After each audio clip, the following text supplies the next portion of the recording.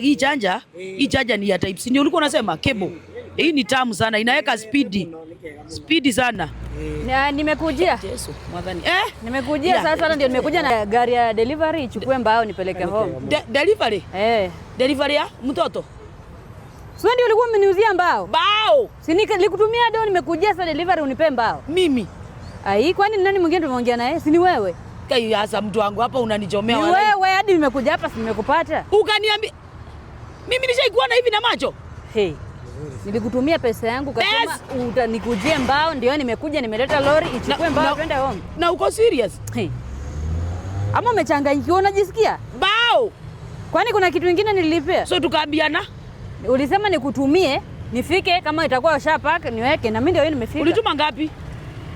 Umejichanganya. Si uliniambia the price ambao zote nikakutumia. Zilikuwa ngapi?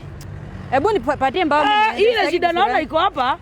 Wala wacha nikusaidie. Wala watu wanauza mbao ni hawa Capital Mabati. Sio mimi wani ni hoka. Hoka pesa yangu. Wani ni hoka mimi kwanza usinunue chaja yangu mnakuaga. Sasa una hivu gani nilikuwa nauza kachaja. Huyu mama aliniambia ndiye anauza mbao. Sasa sisi ni Capital Mabati. Wow. Mimi sasa hiyo pesa unipatia mimi ndio uko naye. Mimi na hoku chaja. Alichukua. Na hivi tutaongea nyinyi na nataka kuniharibia kazi saa hii.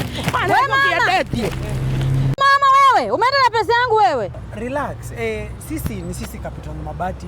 Sisi tunauza mbao na hizo vitu zingine ya mabati, gypsum, plumbing na vitu za stima.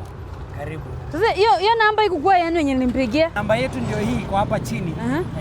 So upige hiyo, ukipiga hiyo tutakupatia zile namba zenye utalipa nazo. Hiyo ndio namba ya kampuni? Hiyo ndio namba ya kampuni. Sasa kaka mama kameniosha.